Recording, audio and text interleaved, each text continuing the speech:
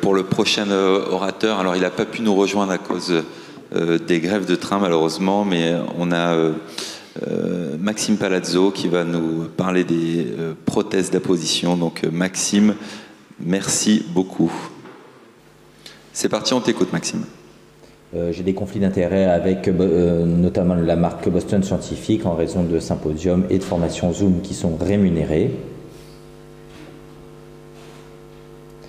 On va parler aujourd'hui donc de prothèses d'apposition luminale. Quelles vont en être les indications, leurs résultats? Existe-t-il une courbe d'apprentissage? Quelles sont les éventuelles difficultés techniques qu'on peut rencontrer? Quelle formation faut-il avoir pour pouvoir faire ce genre de geste? Faut-il un environnement technique spécifique? Comment sont cotées ces procédures et comment s'effectue le remboursement de ces prothèses? Concernant les prothèses d'apposition luminale, de quoi parle-t-on? C'est des prothèses qui ont été développées il y a maintenant à peu près une dizaine d'années, qui sont des prothèses métalliques entièrement couvertes, avec, comme vous pouvez le voir sur le schéma, une forme de diabolo ou de sablier, la collerette étant plus large que le corps de la prothèse. Le diamètre est important par rapport à la longueur de la prothèse, et ces prothèses sont en général en nitinol, donc un métal à mémoire de forme qui va leur conférer une force d'apposition qui va permettre de rapprocher deux lumières entre elles et de réaliser finalement une anastomose entre le tube digestif et une cible d'intérêt. Quelles prothèses existent dans ce cadre? Il existe 4 prothèses principales. La prothèse Axios, dont on reparlera de façon plus importante puisque c'est la plus ancienne et la plus aboutie. Il existe également sur le marché la prothèse Plumber d'Anna Stent, la prothèse Paxus de Tai Wong et la prothèse Nagi. Je dirais qu'aujourd'hui, les 2 prothèses les plus importantes sont l'Axios et la Paxus. Voilà. Là, vous pouvez voir sur cette diapositive également des chiffres, et en fait, ces chiffres, Axios avec 4 newtons, Plumber avec un peu plus de 2 newtons, Paxus et Nagi correspondent en fait aux forces d'apposition luminale, et donc comme vous pouvez le voir, c'est l'Axios qui est la force d'apposition luminale la plus importante. De quoi parle-t-on quand on parle d'Axios ou de Hot Axios? En fait, on parle du concept d'apposition luminale le plus abouti. Pourquoi? Parce que c'est un concept tout en un. Vous allez pouvoir le voir sur cette vidéo, il s'agit donc d'une prothèse en forme de diabolo, comme on l'a dit, mais également d'un cystotome intégré à la partie droite et d'une poignée spécifique qui se loque à l'écho-endoscope. Vous pouvez voir donc comment s'effectue une procédure classique. On va déloquer le lock, on va avancer le cathéter jusqu'à être contre la paroi digestive. On va imprimer un courant de coupe pur, le dispositif branché au bistouri. Puis, on va de nouveau bloquer le cathéter, effectuer un largage sécurisé sous contrôle écho-endoscopique avec le largage de la collerette distale, puis un largage, puis une apposition. Donc on va déloquer le cathéter, tirer sur la collerette distale, et lorsque c'est bien apposé, effectuer le largage proximal de la collerette et la prothèse est tout à fait posée. Quelles sont les indications pour ce type de prothèse? Alors, principalement et notamment au départ, le drainage des collections pancréatiques. Aujourd'hui, je pense qu'on peut drainer toutes les collections péridigestives. Le drainage biliaire en cas d'obstacle tumoral distal, et on le verra pour le moment plutôt en cas d'échec de CPRE. Le drainage vésiculaire en cas de cholécystite chez des patients qui ne sont pas opérables.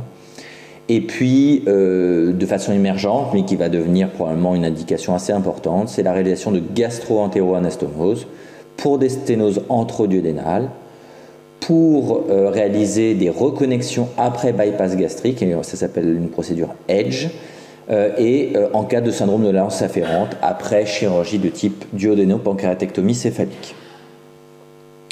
Il existe différents diamètres de prothèses, différentes longueurs pour différentes indications. Globalement, les prothèses de grand diamètre, 20 mm, vont être réservées aux indications de drainage de collection ou de réalisation de gastro-entéro-anastomose. Les prothèses de plus petite taille, 15 mm de diamètre pour 10 mm de longueur entre les gorettes, pour les mêmes indications, mais également le drainage vésiculaire. Les prothèses de 10 par 10 pour le drainage de vésicules. Et enfin, les plus petites prothèses de 6 par 8 pour le drainage de la voie biliaire. Vous avez pu voir dans le tableau, il existe aussi également une prothèse avec une longueur entre les deux collerettes un peu supérieure, qui est plutôt utilisée dans les procédures de type Edge, lorsque la distance entre les deux cils paraît importante. Vous allez pouvoir voir en vidéo un cas, en l'occurrence de drainage de collection de la paroi duodénale. En fait, c'était un hématome spontané disséquant du duodénum. Et vous voyez que ce monsieur avait un tableau d'occlusion digestive haute avec une sténose au niveau du bulbe. Et voici le geste. On va faire un geste tout à fait classique de ponction directe avec le cystotome intégré. On pousse ensuite jusqu'à la garde le cathéter. Puis on loque la poignée. On réalise ensuite le largage de la collerette distale. On déloque à nouveau la poignée, puis on tire jusqu'à faire la position. Et vous voyez très bien sur cette image que le cathéter central est dévié, n'est plus dans l'axe de la prothèse, ce qui signifie qu'on a suffisamment tiré sur le cathéter. Puis on effectue le largage dans le canal opérateur directement. Et après une petite manœuvre de retrait, de rotation horaire de l'endoscope jusqu'à voir les mailles, puis de pousser du cathéter, la collerette proximale se largue avec l'issue immédiate de vieux sang dans le cas présent et sans aucune difficulté ou complication particulière. Voilà, on va voir le vieux sang qui va arriver immédiatement. Et voilà. Voilà.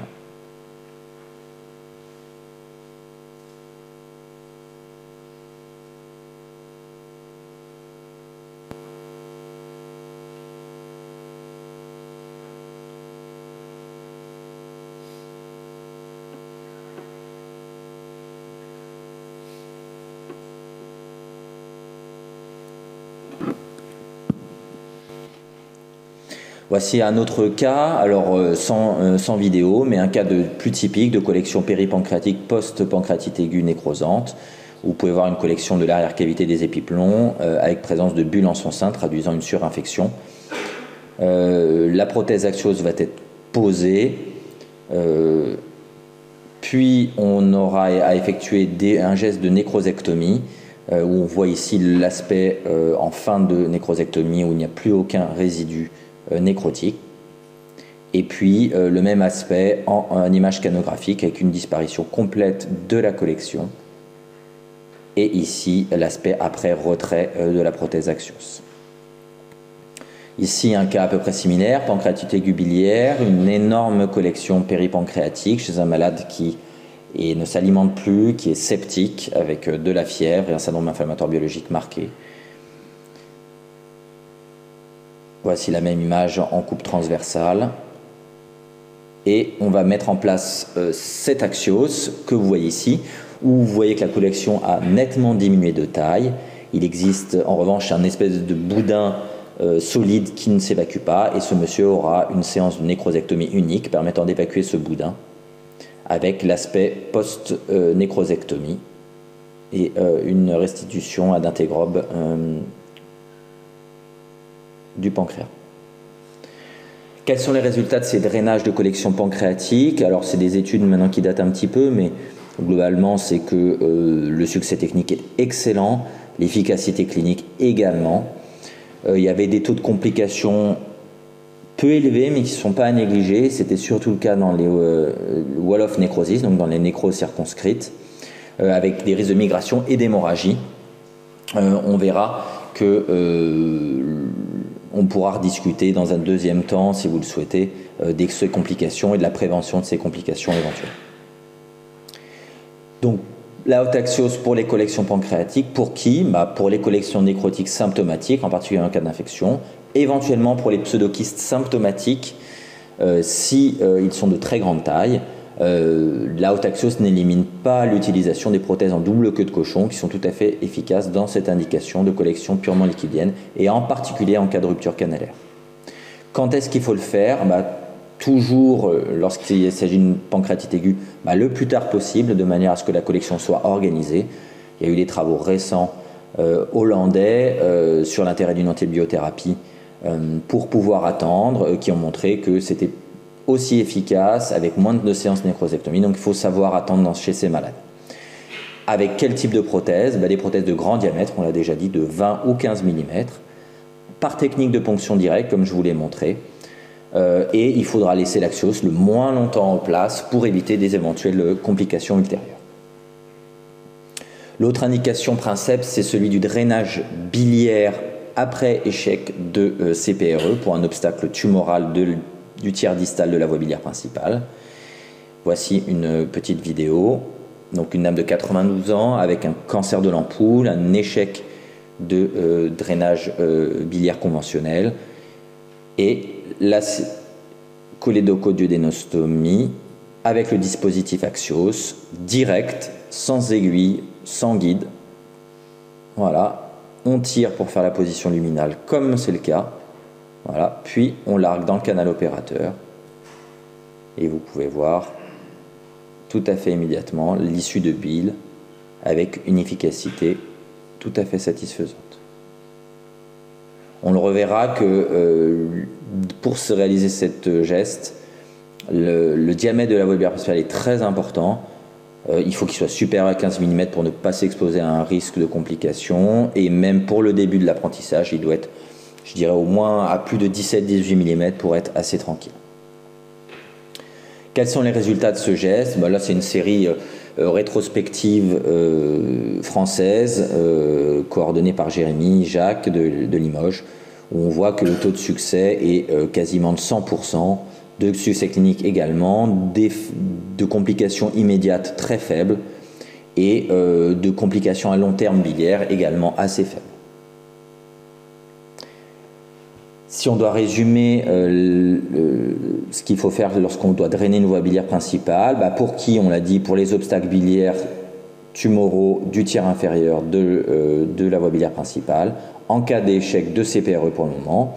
Quand est-ce qu'il faut le faire? Est-ce qu'il faut le faire dans le même temps que la CPRE ou de façon différée? Je pense que ça dépend de l'information qui a été donnée au patient et du niveau de compétence de l'opérateur. Comment ça doit être fait? Là encore, par ponction directe avec le cystostome et en l'occurrence, il n'y a pas de nécessité de retirer l'axios. Voici donc une autre indication, c'est celui de la cholécystite chez un malade qui ne sera pas opéré. En l'occurrence ici, une patiente avec un cancer du pancréas métastatique, chez qui une prothèse biliaire métallique couverte a été installée, qui a développé une cholécystite aiguë résistante au traitement par antibiotiques et chez qui on a proposé un drainage sous écho-endoscopie. Voyez, donc on va aller plus vite là-dessus. C'est exactement comme un drainage de collection. D'ailleurs, difficile de dire si c'était une vésicule ou autre chose. On s'applique près de la paroi avec la distance minimale. On vérifie l'absence d'interposition vasculaire ou canalaire. On rentre dans la collection. On essaye d'aller au plus loin dans la collection. On effectue le largage de la collerette distale, puis la position luminale par retrait du cathéter et enfin largage dans le canal opérateur sous contrôle purement écho-endoscopique. Et enfin, on repousse tout doucement après la prothèse sous contrôle visuel, comme on peut le voir ici même, avec issue immédiate d'une grande quantité de pus. Quels sont les résultats de cette technique? Les résultats de cette technique sont excellents. En l'occurrence, je vous ai mis uniquement l'étude randomisée contrôlée d'Anthony Yeo, qui a comparé le drainage avec ce dispositif par rapport au drainage radiologique percutané, qui restait jusqu'à présent le gold standard. Et en l'occurrence, il y a le même taux de succès technique et clinique, mais il y a un net avantage pour la haute axios parce que les récidives sont largement diminuées, les complications diminuées, la nécessité de réintervention et de réhospitalisation sont également significativement plus faibles lorsqu'on utilise une prothèse haute axios. Donc en résumé pour la vésicule, pour qui les cholécystites aiguës d'évolution défavorable, chez des malades qui sont non opérables, quand dès que nécessaire, on ne fera pas ce geste en cas de cholécystite gangréneuse. Et comment on va le faire? Par ponction directe avec le cystostome. Il faut dans ce cas présent vraiment éviter l'aiguille et le guide. Je pense que c'est un faux ami. Et il n'y a pas de nécessité de retrait de l'axios.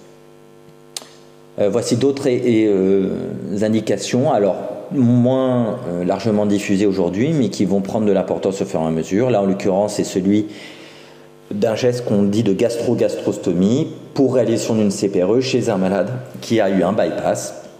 L'acronyme anglais pour ça s'appelle EDGE. Et donc là, vous voyez un petit peu comment ça va se passer.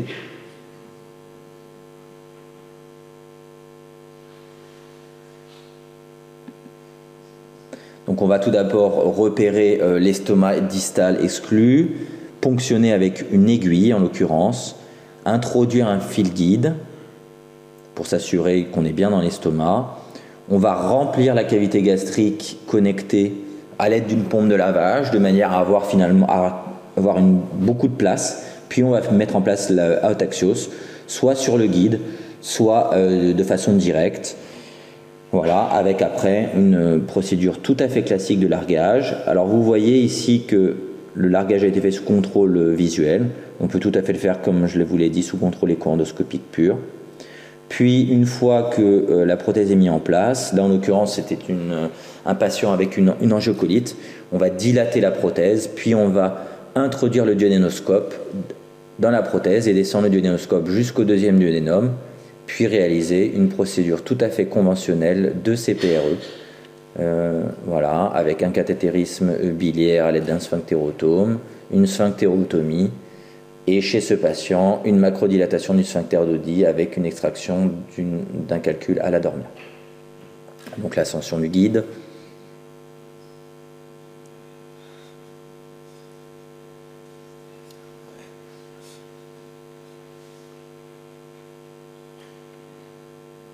La sphinctérotomie. La macrodilatation.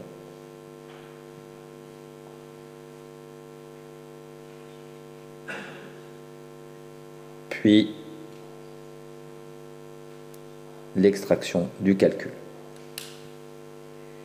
Voici un autre cas qui est celui d'un cas de gastro-entéroanastomose pour obstacle duodénal. Ici, en l'occurrence, une patiente avec un cancer du crochet, une patiente qui a eu tout d'abord une prothèse duodénale, puis la patiente a eu la survenue d'un ictère. Cet ictère a nécessité la mise en place d'une prothèse radiologique qui s'est impactée dans la prothèse duodénale et finalement la patiente a eu une récidive du syndrome occlusif de ce fait. Là vous voyez les deux prothèses bien l'une dans l'autre et donc on a proposé la réalisation d'une gastro-entéroanastomose en aval de la prothèse duodénale. Donc on a commencé par la mise en place d'un gastroscope thérapeutique. On a mis le fil guide au-delà de la prothèse duodénale. Puis sur ce fil guide, on a introduit un drain nasobiliaire qui nous a permis après de remplir l'anse, un nasogéjunal en l'occurrence plutôt, pardon. Et puis on a pu remplir l'anse géjunale. Donc là ici on est exactement au niveau du tretz. L'écho-endoscope est positionné dans l'estomac appliqué contre la grande courbure gastrique. Et on va faire une méthode directe. On va introduire l'axios, voilà, comme ceci, directement dans l'anse. Alors vous voyez que c'est assez difficile puisque dans ce cas présent, et c'est très souvent le cas dans ces gestes de gastro-entéroanastomose, on perd la vision échographique. Donc on effectue le largage de la prothèse. Là, on est assez confiant puisqu'on devine la paroi musculaire du jéjunum qui nous fait dire qu'on est bien au bon endroit. La prothèse est bien au bon endroit. Puis on fait la position luminale et enfin le largage dans le canal opérateur et le largage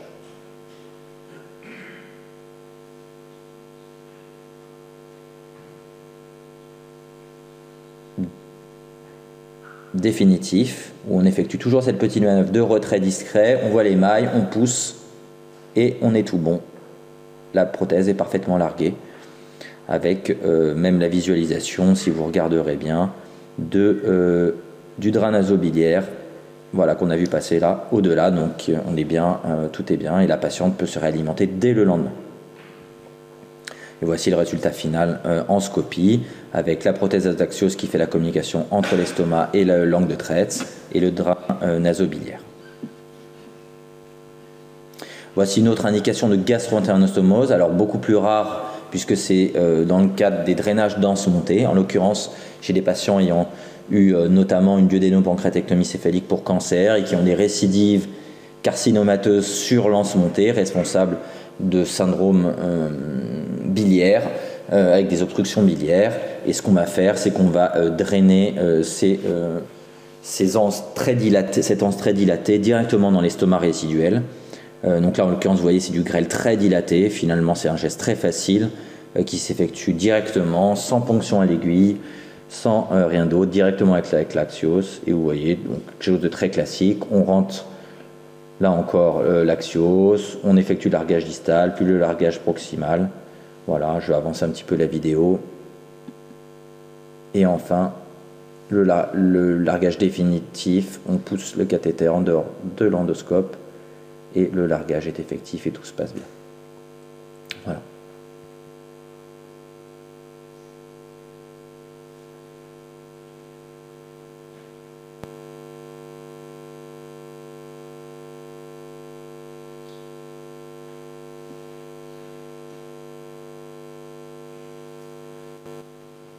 Alors, est-ce qu'on a des données sur ces techniques de gastro-entérionostomose? Oui, je ne vous ai pas montré là, puisqu'elles sont moins... il y a moins de cas présents, mais en tout cas, ça montre exactement les mêmes chiffres, c'est-à-dire dans des mains entraînées, des chiffres de résultats techniques et cliniques excellents, et donc des indications qui vont venir à se développer de façon importante. Alors, sur des petites astuces techniques, je vous ai parlé du largage de la collerette proximale dans le canal opérateur. Moi, je le fais dans 100% des cas, et en l'occurrence, ça a été montré que c'est efficace. En l'occurrence, c'était une étude italienne, 100 patients consécutifs, avec un succès technique de 99%. La seule fois où ils avaient eu un souci, c'est parce que l'érecteur de l'échoendoscope s'était ouvert incomplètement et avait donc coincé la prothèse qui finalement n'avait pu être libérée. Quelle méthode faut-il utiliser pour réaliser tous ces gestes? Je vous l'ai déjà dit à maintes reprises. La méthode directe type freehand est à privilégier, donc pas de fil guide, ponction directe et largage 100% écho-endoscopique. Dans certains cas, on peut faire une méthode directe qu'on dit assistée, c'est-à-dire qu'on ponctionne avec le cystotome, puis on va sécuriser le trajet avec un fil guide. Et la méthode indirecte, c'est-à-dire qu'on ponctionne d'abord avec une aiguille, puis on met un fil guide, puis on met l'axios, je pense c'est à éviter, sauf cas très particulier. Et ça, c'est un cas pour vous l'illustrer. C'était une gastro-entéro-anastomose faite. Donc, on ponctionne avec l'aiguille, 19 gauche. On confirme qu'on est bien en place. On met le guide. Puis, on descend. On fait un échange. On descend la prothèse à position luminale sur le guide. On largue la collerette distale. Et en fait, ce que vous avez pu voir, c'est qu'à un moment, on a perdu l'image écho-endoscopique de façon correcte. On fait le largage proximal, on est content, mais qu'est-ce qu'on voit au fond? De la graisse péritonéale.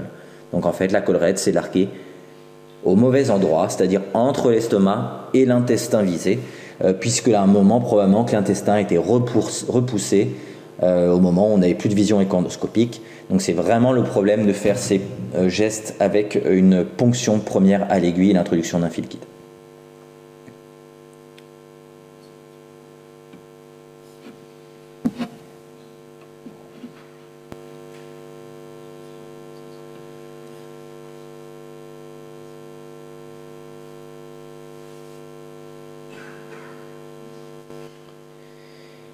Alors, c'est donc des techniques assez sûres et assez faciles, surtout si on respecte les règles. Et ça, c'est un travail de Jérémy sur le drainage biliaire, en l'occurrence, qui montre que lorsqu'on ne fait pas la technique recommandée, on a plus d'échecs.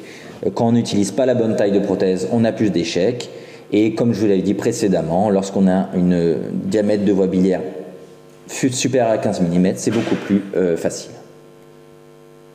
Est-ce qu'il existe une courbe d'apprentissage documentée pour ces techniques? C'est une notion qui est très peu étudiée. En l'occurrence, 3 études de la même équipe américaine sur des drainages de vésicules, des techniques Edge et des gastro-entérionostomoses, et qui montrent que la courbe d'apprentissage est rapide, avec, on va dire, une efficacité aux alentours de 10 à 20 cas et une expertise des 25 cas.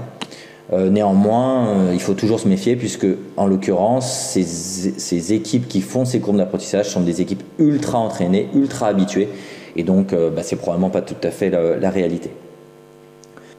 Qui dit apprentissage dit formation, et en l'occurrence, il y a des formations spécifiques délivrées par Boston Scientific, avec une formation théorique avec de l'e-learning, une formation Zoom pour validation des acquis, et puis également des formations sur modèle animal.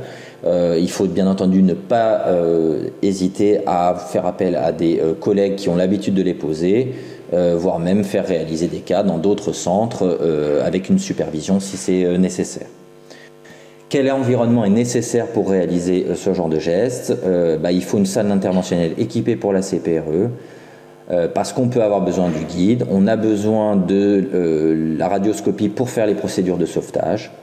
On va avoir besoin d'un environnement où il y aura la possibilité de faire une imagerie de type scanner, en particulier en cas de complications. Un environnement où il y aura de la radiologie interventionnelle, surtout s'il y a des complications hémorragiques ou la nécessité de drainage complémentaire. Et enfin, il faudra de temps en temps un chirurgien digestif pas loin. C'est notamment le cas des gastro-entériomastomoses, puisque lorsqu'il y a échec, souvent il y a une perforation gastrique et jéjunale qui nécessite une réparation chirurgicale assez rapide. Maintenant, parlons d'aspect financier, de cotation et de remboursement. Quel est le prix de ce genre de prothèse? 2 743 € pour la prothèse Otaxios. Pour le gastro-entérologue en libéral qui effectue ce geste, il n'y a pas de codage spécifique pour le moment. Donc on utilise les mêmes codages que pour d'autres gestes, notamment pour le drainage des collections, on va utiliser le code HNCJ001.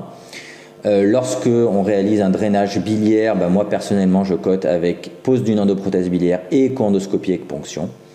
Et pour la gastro-entérionostomose, il n'y a pas pour le moment vraiment de codage spécifique, et en l'occurrence je cote une ponction et une pose de prothèse duodénale.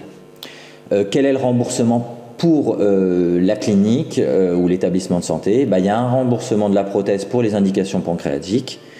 Il y a des remboursements en sus moyennant justification, voilà, et ça se fait très bien. Je ne connais pas de personnes qui ont des problèmes de remboursement vis-à-vis de leur clinique, mais surtout, et pour bientôt, il y aura probablement un remboursement spécifique biliaire, notamment pour le drainage de la voie biliaire principale.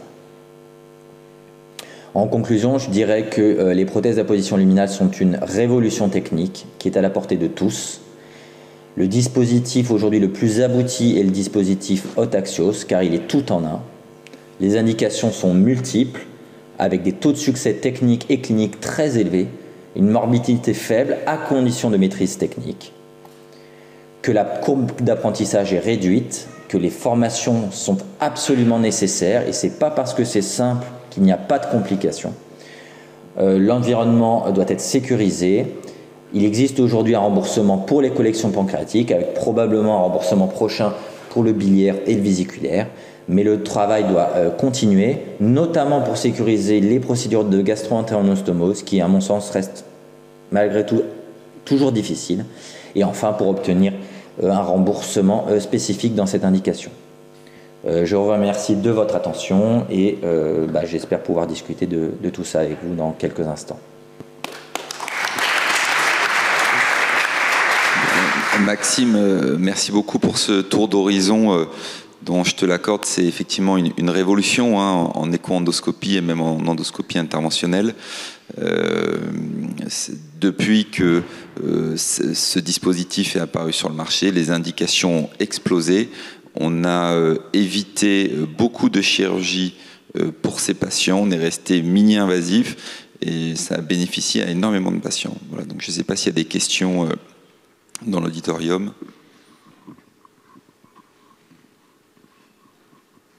Moi j'avais une question, Maxime. Tu mets prothèse Otaxios à la portée de tous. Est-ce que tu crois qu'un écho-endoscopiste qui ne fait pas de gestes thérapeutiques type CPRE, et qui fait de l'écho-endoscopie diagnostique et de la ponction, peut faire des drainages biliaires de ce type-là? Alors, de drainage biliaire, je dirais non. De drainage de collection pancréatique, pourquoi pas, parce que c'est pas un geste difficile et même s'il y a un échec, il n'y a pas de, je dirais, de complications sévères. Le problème, c'est pas quand tout se passe bien, quoi. Le problème, c'est quand il y a un problème, il y a une difficulté technique ou une complication. Il va falloir être en mesure de rattraper le coup. Et pour rattraper le coup, en l'occurrence, c'est du thérapeutique type CPRE qu'il va falloir appliquer.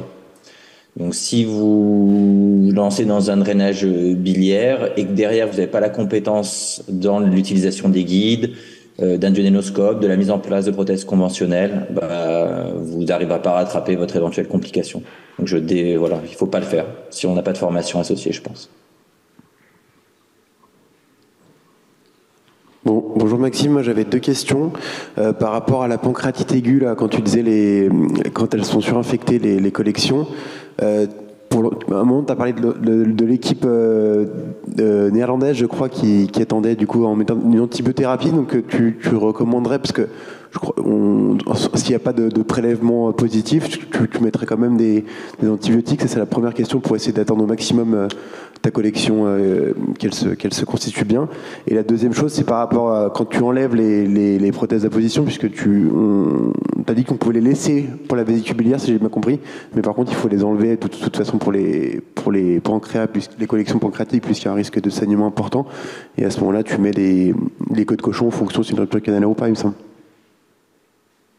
Oui, alors pour l'histoire des antibiotiques, oui, c'est-à-dire qu'en fait, on était parti d'un dogme de dire que ces collections pancréatiques, lorsqu'elles étaient surinfectées du fait de la nécrose et de la faible diffusion des antibiotiques, il fallait les drainer assez rapidement.